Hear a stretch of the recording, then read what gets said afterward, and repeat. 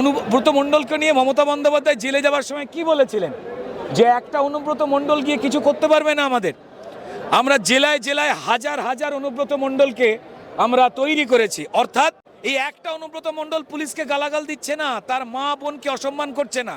এই জন্যই তো মুখ্যমন্ত্রী সিঁদুরের মর্ম বুঝতে পারেন না। কিন্তু যেভাবে হরগোবিন্দ দাস চন্দন দাসের স্ত্রীর মাথা থেকে সিঁদুর মুছে দিয়েছে, যারা এই সিঁদুর মোছার কাজে মুর্শিদাবাদের সর্বনাশ করলো হিন্দুদের, পুলিশকে নিষ্ক্রিয় করে রাখলো, এই রিপোর্ট তো বিজেপি দিচ্ছে না, হাইকোর্টের কমিটি তার রিপোর্ট দিচ্ছে।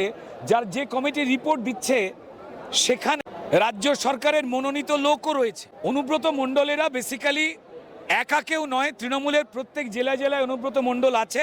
অনুব্রত মণ্ডল অপরাধ করে জেলে যাবার আগে মমতা বন্দ্যোপাধ্যায় স্বয়ং এই কথা বলেছিল। আর এই ধরনের অনুব্রত মণ্ডলের মতো অসভ্য বাঘেরা যতদিন ছাড়া থাকবে, জেলের বাইরে থাকবে, ততদিন পশ্চিমবঙ্গের মানুষের রক্ত খাবে।